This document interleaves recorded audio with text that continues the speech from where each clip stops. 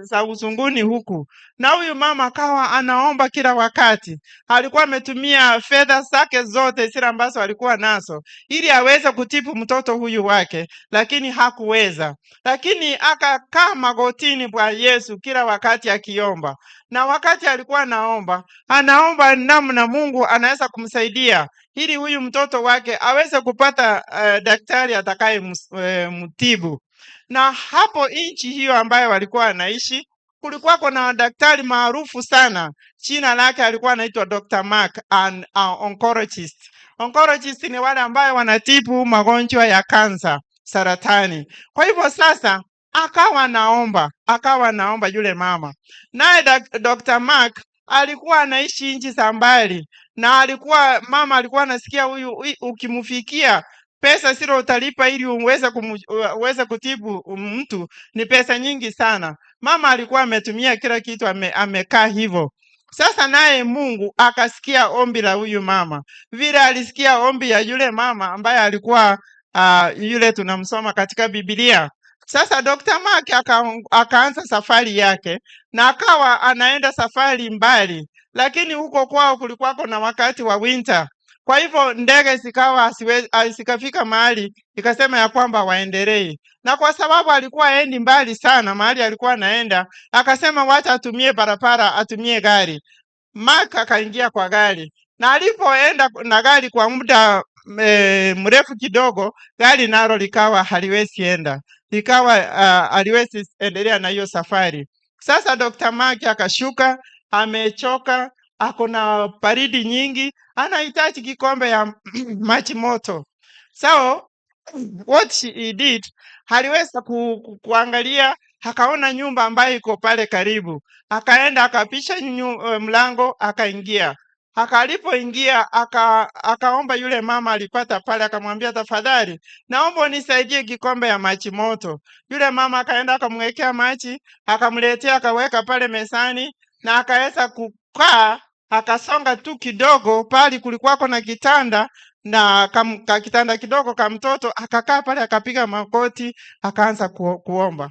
Maki akaangalia, akamuuliza, mama, ni nini unaombea? Akasema, mgeni wangu, mtoto wangu ni mgonjwa na ugonjwa wa saratani. Nimetumia kila kitu nilichokuwa nacho, nimemaliza. But I hear there is a very famous doctor, anaitwa Dr. Mark, very far from here, and I hear it's expensive to get him. I'm praying upon my God that God can answer my prayers one day so that I can reach Dr. Mark. What do you say? Imagine Dr. Mark ako kwa nyumba, nani amemleta? All the way anatumia pesa. Hakina dada, Mungu sikia maombi yetu. Mungu anasikia maombi yetu. Analeta mtu akuja akusaidie kutoka mbali. Angalia, Yesu anatembea 50 kilometers aweze kwenda kusalimia yule mama ambaye ako na mtoto ambaye amepagawa na mapepo. Huyu mama wa mtoto wa kansa, Mungu analeta Dr. Mark mpaka kwa nyumba yake. What do you say? Can he do the same to you? Through what? Through prayers and through faith. Mungu wetu atusaidie ili tuweze kuwa wamama wa maombi, tuweze kuwa watoto wa maombi, wazee tukue na maombi, tuweze kuwa watu wa maombi.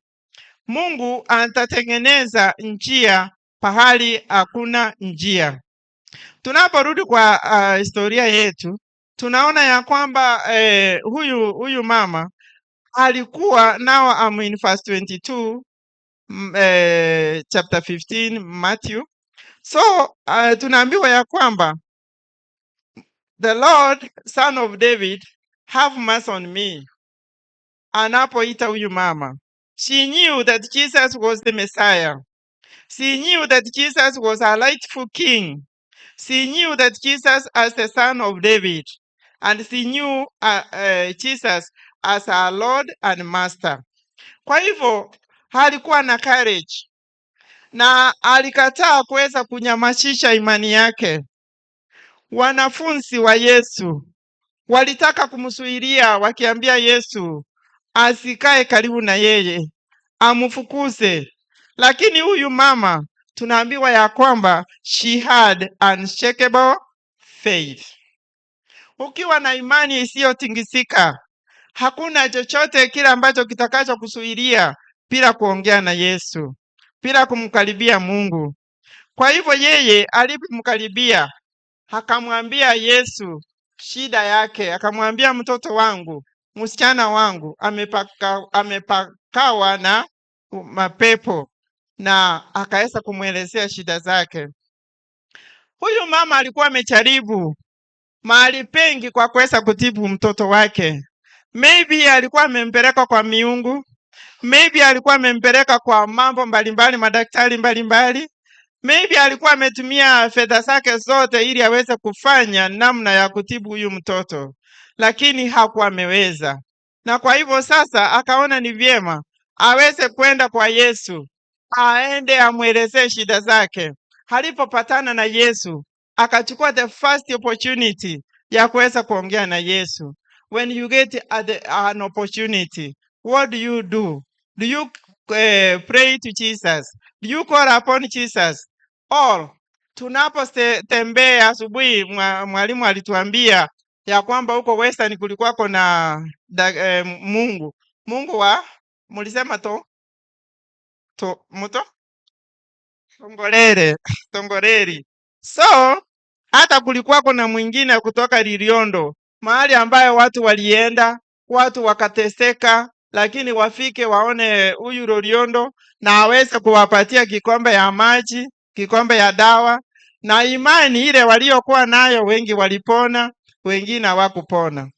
So tunaenda kwa Yesu wakati tumejaribu hayo yote, ndi tunaenda kwa Yesu, ama tunatakiwa tuweze kuchukua nafasi, the first opportunity, tuweze kwenda kwa Yesu na Yesu aweze kutusikiza. Huyu mama tunaambiwa ya kwamba alipoenda kwa Yesu, verse 23 now in Matthew, alipoenda kwa Yesu, alipomsungumusia Yesu alinyamaza, hakuweza kumjibu. Huyu mama akafikiria ya kwamba maybe she has gone to a wrong place, somewhere she cannot get help. Akasikia akiwa chini. Na swali ni hili, umewahi kusungumusia mtu ambaye hakusungumuzii? Umewahi kuomba kwa Mungu na Mungu anakataa kujibu maombi yako? Sometimes hayo yanatendeka, lakini tunaambiwa ya kwamba huyu mama despite of all that, she had a strong faith.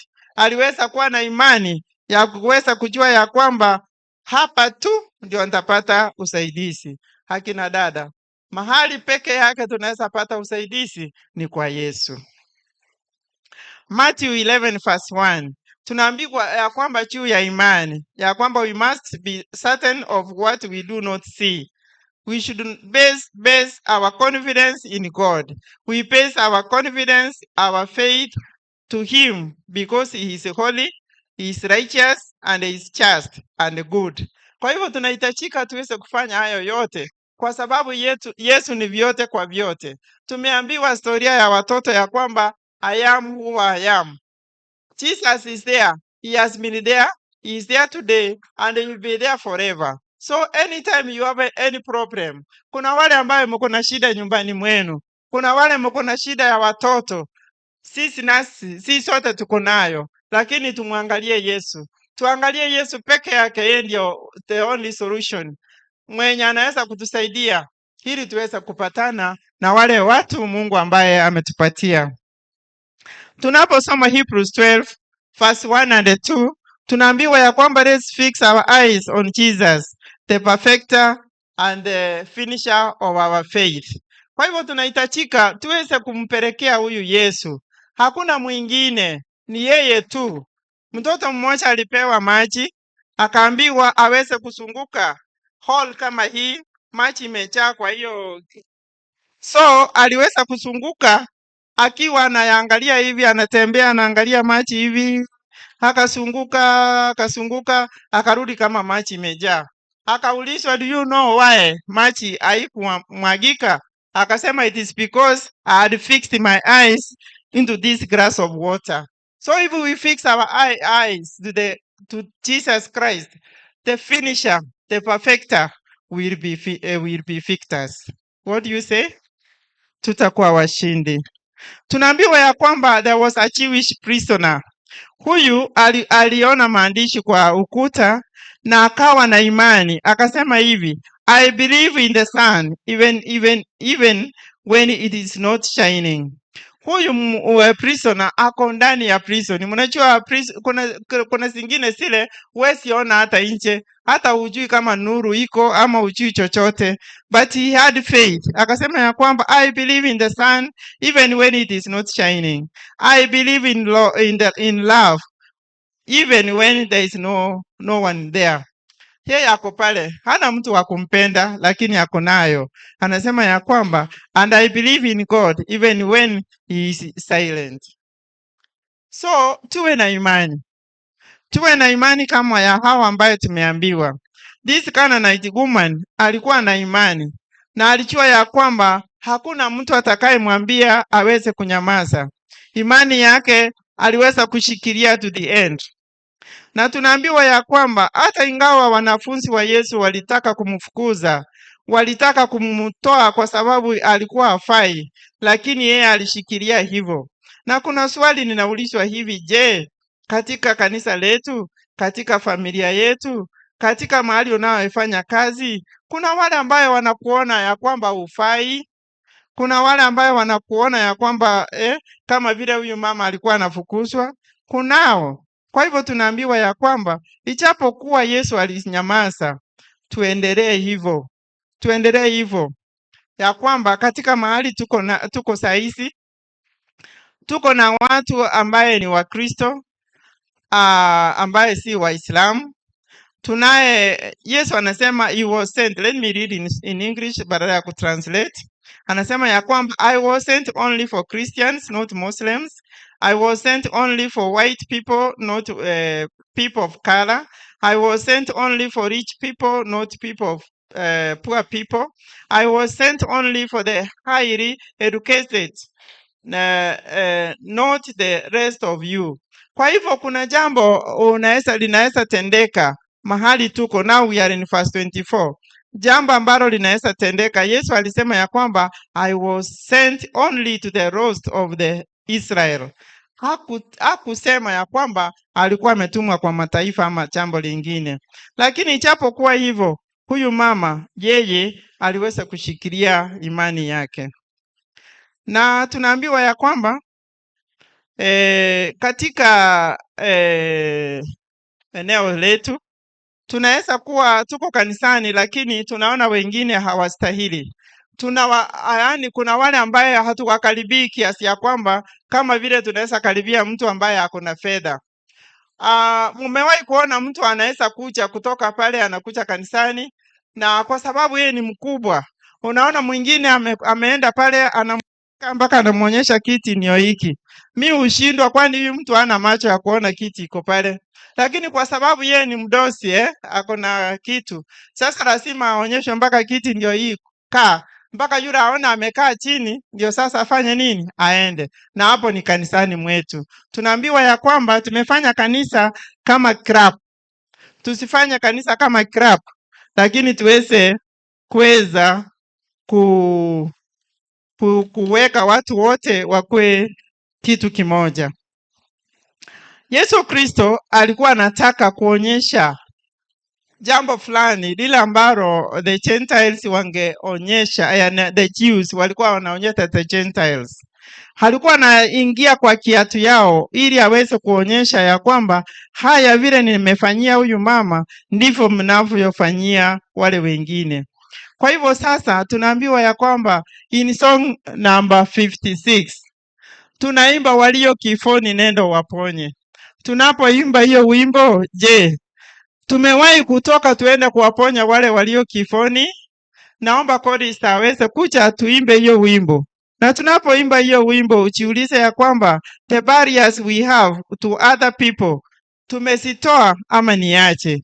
Sasa huyu mama kwa kuwa alienda tu straight kwa Yesu, aliweza kufunja the barriers ambazo zilikuwa kati ya the Jews and the Gentiles. Na kuanzia hapo akaweza kuwa mshindi. What do you say? So can we stand for song number 56, stanza 1 and chorus.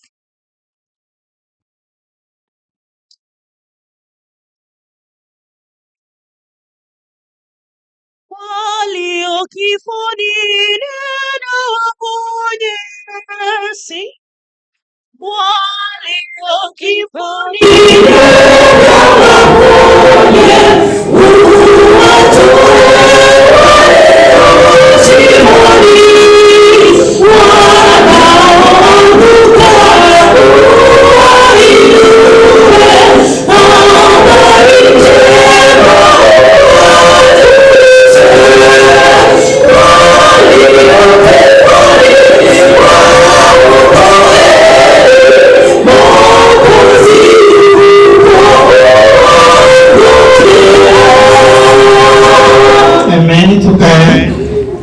Tunaambiwa ya kwamba Yesu Kristo alipoenda hapa Tiro, hakuna jambo lingine aliweza kutenda ila tu ni kuweza kumponya yule mtoto ambaye ni yule mama tu alienda kushughulikia.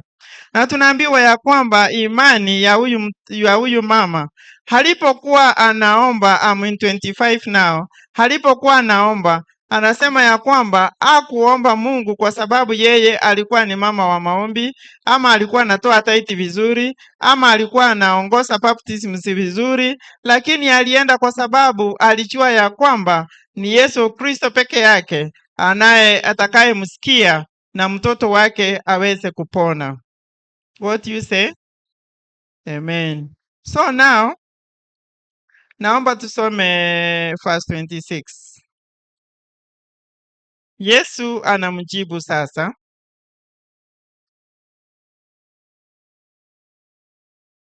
Verse 26 of Matthew 15. Yes. Yes.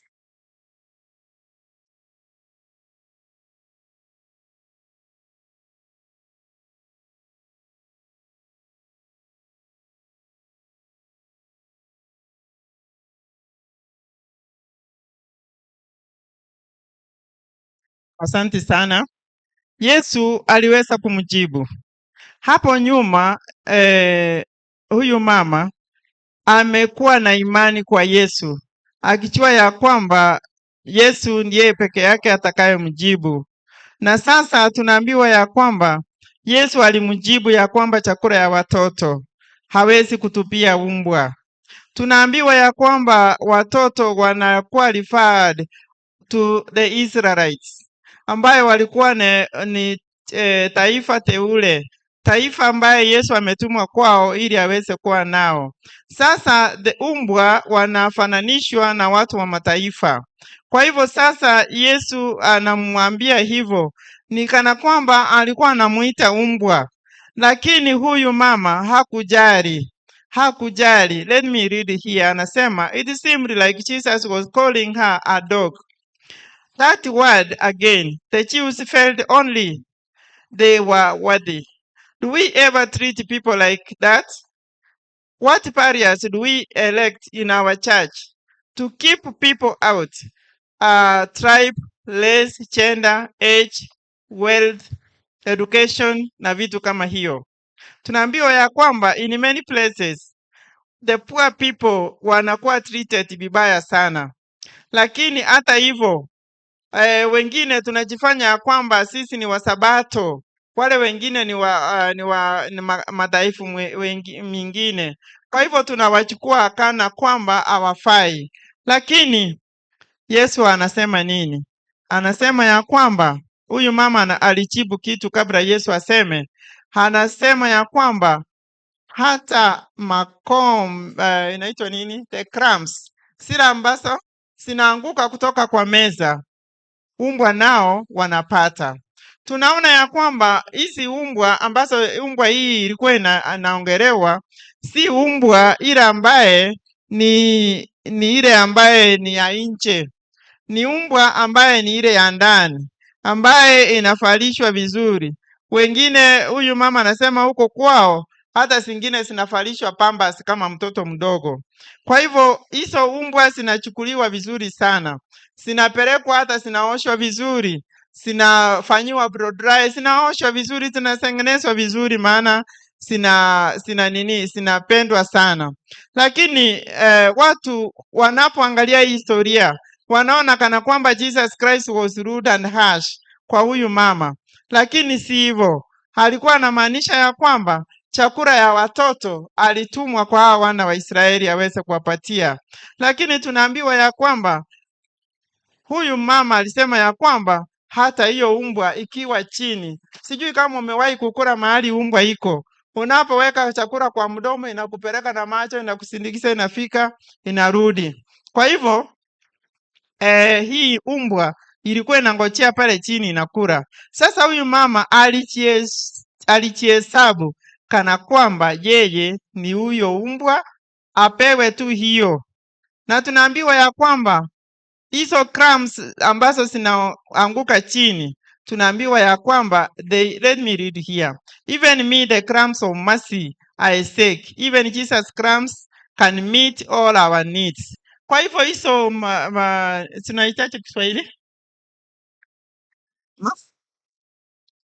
makombo, yes, makombo ile ambayo inayoanguka inaweza kutibu. Kwa hivyo inaweza tibu magonjwa yetu, inaweza kutana na mahitaji yetu yote. Kwa hivyo hapa tunaambiwa ya kwamba I am who I am is always there. He will give us our needs. He will cater for our needs. Atafanya chochote kile ambacho angefanyia wale wengine. Kwa hivyo kuanzia hapo, now finally in verse 28 tunaambiwa ache. Huyu mama alikuwa na imani kubwa sana, amekubali kuitwa umbwa, amekubali aitwe chochote. Lakini I want to read verse 28. Yesu anasema nini baada ya kumchallenge hayo yote? Yesu anasema nini?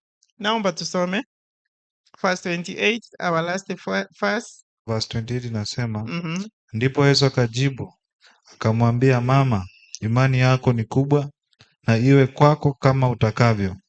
Akapona binti yake. Tangu saa ile Yesu awaponya watu wengi. What do you say? Amen. Imani ya huyu mama iliweza kumtibu huyu mtoto wake. Imani yako mami inaweza tibu magonjwa yoyote yale ambayo yuko kwa nyumba yako. Magonjwa ya kutokuwa na amani kwa nyumba yako, magonjwa ya ugomvi, magonjwa ya kutokuwa na kazi, magonjwa ya kuwa na kitu chochote. Just put yourself there and put that problem there. But through Jesus Christ, through faith, through prayers, we can get these things through Jesus Christ. He says that he will say that your faith has healed you. Your faith has given you this. Your faith has given you something ile ambayo unahitaji katika familia yako. Na katika Biblia yote tunaona ya kwamba Yesu anasema ya kwamba watu wawili ambaye imani yao ilikuwa ya juu, na kupitia hapo imani hiyo ikaweza kuwasaidia huyu mama pamoja na yule mzee ambaye alikuwa the centurion person ambaye alikuwa ametoka katika nchi ya mataifa, pamoja na huyu mama alikuwa ametoka nchi ya mataifa. Kwa hivyo imani yao iliweza kuwaponya. Kwa hivyo tunasema ya kwamba nini? Mungu wetu wa imani aweze kutusaidia tuweze kuwa watu wa maombi kila wakati. Hakuna kilicho kigumu hapa duniani.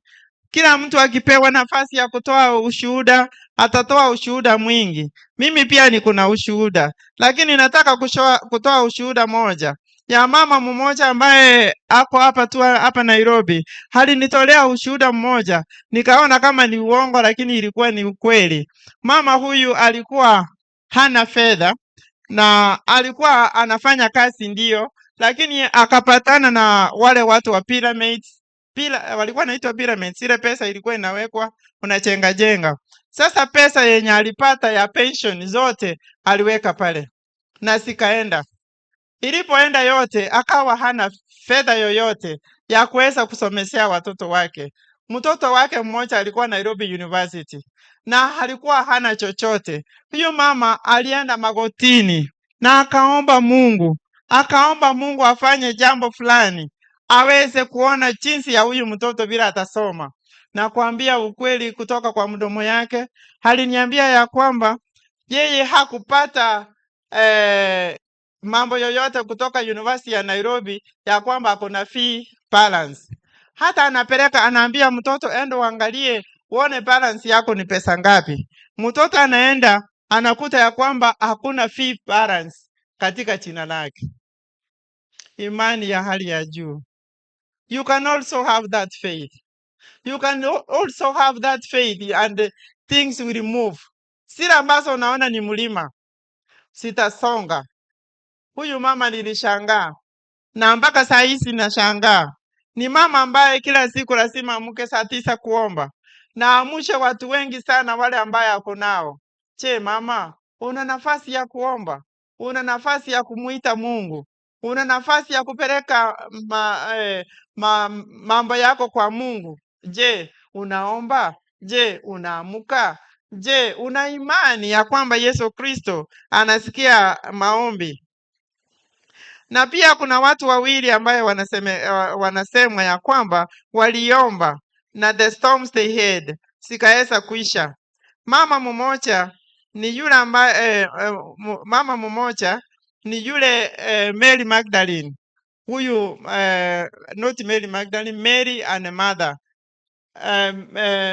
Mother alienda akiambia Mungu ya kwamba ujali ya kwamba ninateseka pale nyumbani nikipikia wageni na dada yangu amekaa tu hapa achali. Yesu akamwambia ya kwamba amebarikiwa yule ambaye anafanya nini? Anakaa miguuni pa Yesu.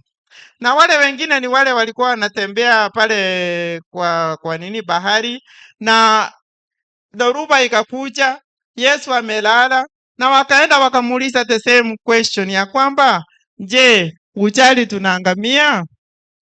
Kwa hivyo hawa wawili ndio walimuuliza Yesu.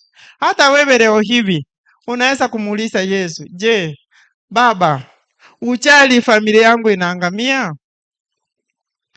Wimbo ambaye tutaimba saa hizi ni ile wimbo inasema yes, song number 181 ya Kisungu, that he cares.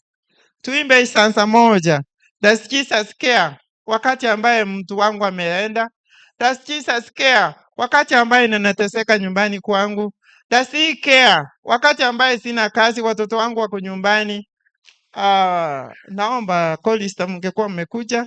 Song ya Kisungu 181. Does Jesus care? Wakati ambaye tuna haya yote tunayoyapitia. Tufungue wimbo namba 81 tuweze kuomba.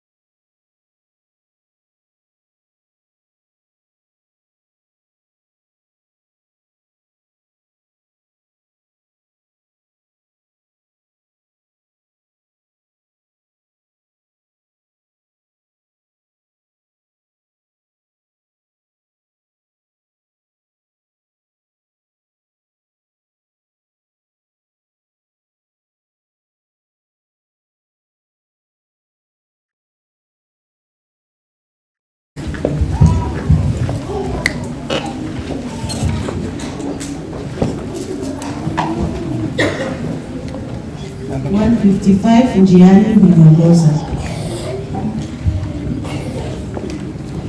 Njiani huniongoza,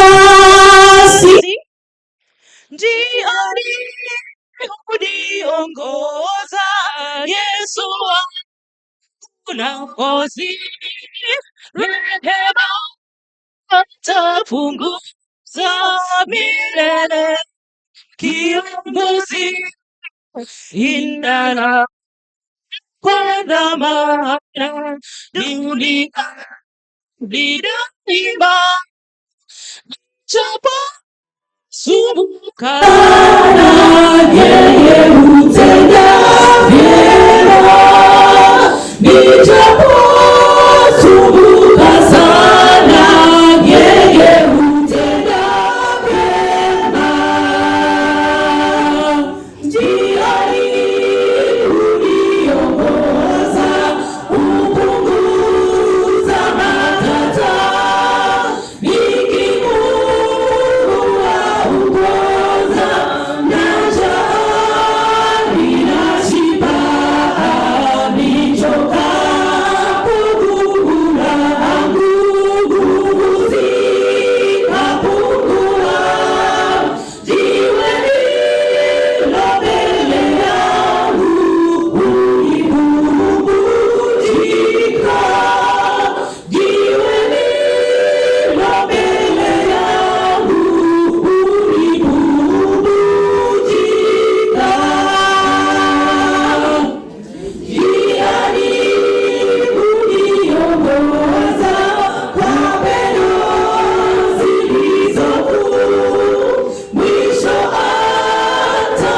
atanituliza kwake Baba yangu juu, nikivikwa kutokufa, Mikaela Mwokozi, nitamsifu sana sifa, kweli ni kiongozi, nitamsifu sana sifa, kweli ni kiongozi.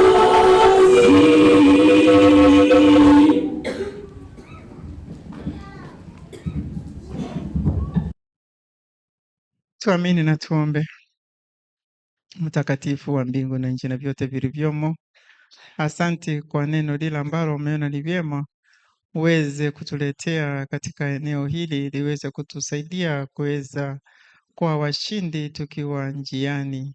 Tuongoze nawe, wewe ni rafiki, wewe ni baba yetu, ulitendea wengi na hata sisi sasa tunaomba ututendee. Hebu wakati huu tunapoendelea na mafundisho haya, tusitoke hapa jinsi tulikuja, bali tutoke tukiwa tumekutana na wewe na tutembee na wewe siku zote za maisha yetu. Neema yako isiyoshindwa iweze kuwa juu yetu sasa na hata milele. Kwa jina lako Yesu tunaomba na hata kuamini. Amen.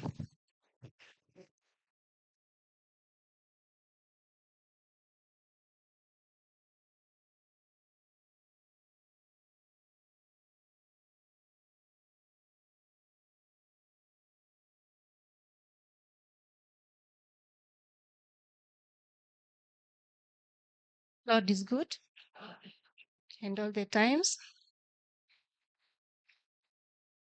Tunataka kushukuru kwa utulivu yenu kusikiza maneno ya Mungu. Sasa ni saa ya kwenda mamkuli, lakini saa 8 tunawakaribisha tena, msikose kukuja, bado tuko na programs ambapo tutaifanya. Wasichana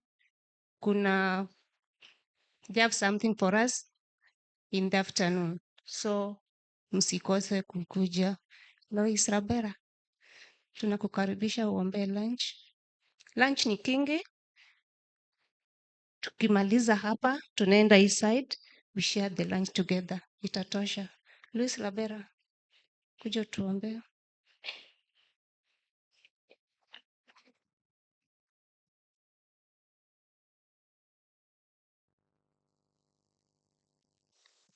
Tuamini na tuombe. Baba na Mungu wetu, tuacha miguuni pako mchana huu mwema Baba. Baba, tumemaliza kula chakula cha kiroho Mungu, na saa hii tunaenda kula chakula cha